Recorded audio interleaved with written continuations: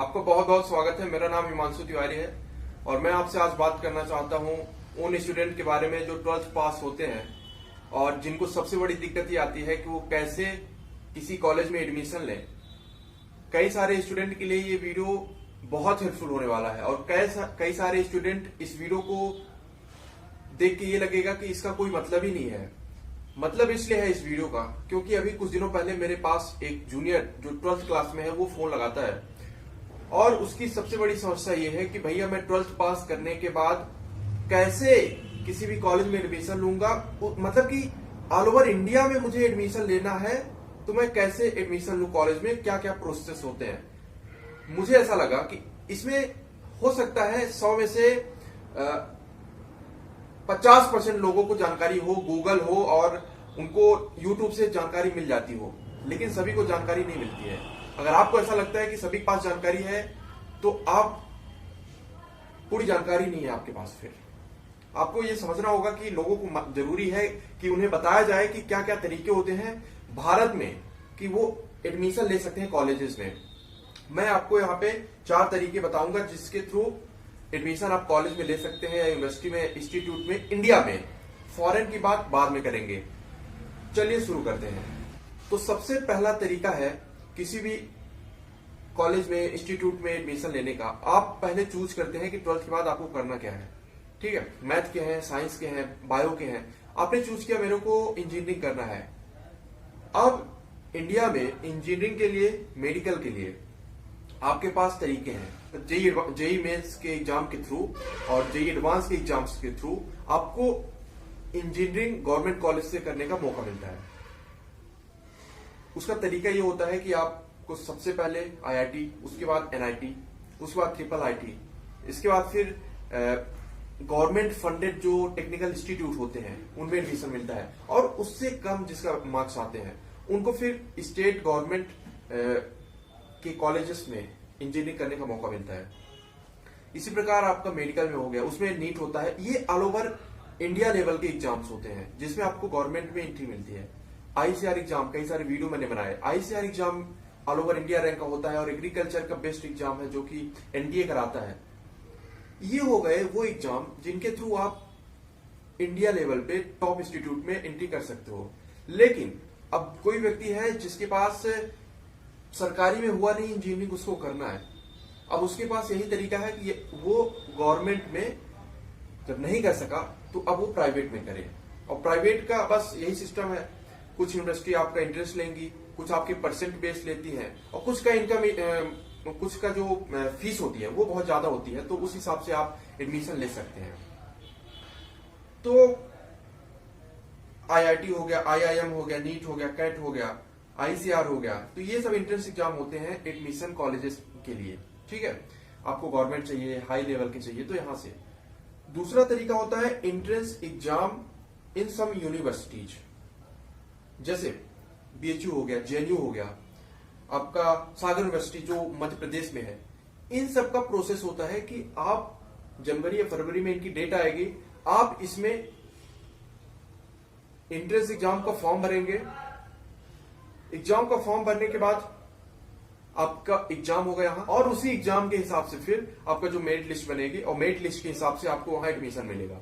BA हो गया, BSc हो गया, बीकॉम हो गया, बीबीए हो गया, आर्ट, विजुअल आर्ट के हो गए या फिर डांस के हो गए, स्टेज थिएटर हो गए, जो भी प्रोग्राम्स हैं आप इन यूनिवर्सिटीज में आप एंट्रेंस के थ्रू एडमिशन प्राप्त कर सकते हैं। लेकिन मैं आपको यहाँ पे थोड़ा सा बताना चाहता हूँ, कुछ यूनिवर्सिटीज हैं चाहे वो प्राइवेट हो, तो अब क्या है ना कि इनका प्रोसेस ऐसा हो गया है कि अभी बीएचयू का तो नहीं पता, लेकिन बीएचयू में केवल म्यूजिकल वाले में जो होता है बी म्यूजिक करके है, उसमें क्या करते हैं कि ये लोग 2 स्टेप है, जो कि एक में एंट्रेंस लेंगे और दूसरे में प्रैक्टिकल, उसके बाद फिर आपको एडमिशन मिलता है।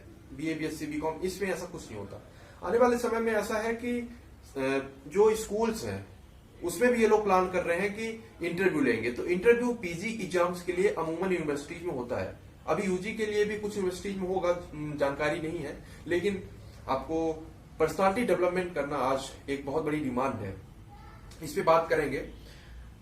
हाँ, तो ये हो गया दूसरा प्रोसेस जिसमें आप यूनिवर्सिटीज में, बीएचयू, जेएनयू, यहाँ आप सेंट्रल यूनिवर्सिटी में एडमिशन लेते हैं। इसके बाद तीसरा जो है वो मेरिट बेस्ड, मतलब मेरे 12th में आया 90%, अब क्या है 12th में 70%, तो क्या इस परसेंट का कोई रोल होता है या नहीं होता है एडमिशन में, ये उस बंदे ने मेरे से पूछा। मैंने उनको बताया कि यार इसका रोल होता है। हमारे मध्य प्रदेश में भोपाल में इंस्टीट्यूट है, इंस्टीट्यूट ऑफ एक्सीलेंस, और एक इंदौर में है होलकर। कई सारे और इंस्टीट्यूट होंगे जो स्टेट गवर्नमेंट के होंगे और गवर्नमेंट होंगे, वो प्राइवेट नहीं, पब्लिक सेक्टर के। तो वो जो गवर्नमेंट कॉलेजेस हैं वहां परसेंट बेस ही एडमिशन मिलता है आपको, मतलब 12th में आपके कितने परसेंट है उसी हिसाब से एडमिशन मिलेगा। अगर आपको अच्छा सब्जेक्ट कॉम्बिनेशन चाहिए तो आपको फिर परसेंट भी अच्छे आने पड़ेंगे, आप जिस फील्ड के भी हैं। इसलिए 12th में मेहनत करना आपके लिए जायज है, ताकि आप बाद में अच्छा कॉलेज मिल सके, अगर आप इस प्रकार के कॉलेजेस चाहते हैं। अच्छा, आप जेई एडवांस की बात करें तो उसमें भी मैं बताया कि उसमें क्या है कि जेई एडवांस में शायद 75% है, मतलब मस्ट है, जिसके थ्रू आप जेई एडवांस का एग्जाम दे सकते हैं। तो 12th का परसेंट मैटर करता है। इसके बाद आपको बता दूं मैं कि बीए, बीएससी, बीकॉम, बीबीए, ये सब कॉलेजेस में होते हैं और यहाँ का मेरिट बेस होता है। इसके बाद जो फोर्थ है वो है प्राइवेट इंस्टीट्यूट इंडिया में। जी हाँ, प्राइवेट इंस्टीट्यूट कई सारे प्रोसेस होते हैं एडमिशन के। पहला हो गया मिनिमम परसेंट बेस, मतलब एक प्राइवेट इंस्टीट्यूट है, वो उसने एक अपना नियम बना लिया कि अगर 55% से आपके ज्यादा है तभी हम आपको एडमिशन देंगे। कुछ ने अपने एग्जाम करा रहे हैं, जैसे लवली प्रोफेशनल यूनिवर्सिटी है, वो अपने एंट्रेंस एग्जाम कराती है, उसके हिसाब से वो आपको एडमिशन देती है। तो कहीं ना कहीं सबके प्राइवेट में भी अपने अपने अलग अलग तरीके हैं। तो प्राइवेट का क्या रहता है कि हमारे दिमाग में स्कूल प्राइवेट हो लेकिन कॉलेज पब्लिक हो, मतलब गवर्नमेंट हो, क्योंकि गवर्नमेंट में पैसा कम लगता है और हो सकता है कि आपको पढ़ाई का जो लेवल है वो भी ठीक मिलता है, अच्छा मिलता है। जैसे बीएचयू में मैं पढ़ रहा हूं तो वहां का भी पढ़ाई का लेवल ठीक है। इस प्रकार से आपके 4 तरीके मैंने आपको एडमिशन के बताए। प्राइवेट इंस्टीट्यूट से आप कोई भी कर सकते हैं, बीए, बीएससी, इंजीनियरिंग, मेडिकल, हर एक फील्ड कर सकते हैं। अब मैं आपको थोड़ा सा और बता देना चाहता हूं, जैसे कि अभी आप तक अगर आप वीडियो देख रहे हैं तो ये बहुत अच्छी बात है। तो यार कुछ एंट्रेंस एग्जाम्स, कुछ कॉलेजेस अपने एक लिमिट बनाया है कि भाई 25 साल से ज्यादा के लड़के को हम इस कोर्स में एडमिशन नहीं देंगे। फिर एडमिशन का क्राइटेरिया कुछ ये भी होता है कि आप सब्जेक्ट कौन सा लिए थे 12th में। मैथ से है तो आप बीए भी कर सकते हैं, बीएससी भी कर सकते हैं, बीकॉम भी कर सकते हैं, बीबीए भी कर सकते हैं। बायो से है तो आप फिर बीएससी मैथ नहीं कर सकते, बीएससी बायो करेंगे। हालांकि साइंस फील्ड के लिए ज्यादातर मतलब की फील्ड रहता है। आर्ट्स से है तो आप बीए ही कर सकते हैं। तो इस प्रकार मैं आपको ये बताना चाहता हूं कि आपके जो सब्जेक्ट कॉम्बिनेशन है 12th के, 10th के, वो भी मैटर करते हैं। आपके एंट्रेंस एग्जाम और मेरिट बेस्ड एग्जाम, और दिल्ली में जैसे मेरिट भी होता है और आपका एंट्रेंस एग्जाम भी होता है। तो सभी कॉलेजेस का अपना अपना तरीका है। मैंने बनाया था एक वीडियो नेशनल एजुकेशन पॉलिसी पे, उसको आप देखिएगा। उसमें मैं बता रहा था कि अब ऐसा सिस्टम होने वाला है कुछ दिनों में, कुछ सालों में, कि अब वो ओवरऑल एक ऑल ओवर इंडिया लेवल का टेस्ट लेंगे। उसी के हिसाब से फिर आपको जहां आप जिस फील्ड में जाना चाहते हो उसमें आपको एंट्री मिलेगी। तो उस वीडियो को ऊपर आई लिंक आपको जानकारी मिल जाएगी, या फिर आप मेरे चैनल पे जाके विजिट कर सकते हैं। कई सारे स्टूडेंट के लिए मैं वीडियो बनाता रहता हूं। आपको अगर समय मिले तो बिल्कुल देखिए। अगला वीडियो मैं सोच रहा हूं फॉरेन में कैसे पढ़ाई कर सकते हैं यूजी के लिए, उसका, और पीजी की भी मैं जानकारी दूंगा इंडिया के लिए। धीरे धीरे हम लोग काम कर रहे हैं। तो आई थिंक आज का हो गया। तो धन्यवाद वीडियो देखने के लिए। अच्छा लगे तो सब्सक्राइब करके बेल आइकन दबाना मत भूलिए और शेयर कर दीजिए अपने दोस्तों के साथ। तब तक के लिए बहुत बहुत धन्यवाद।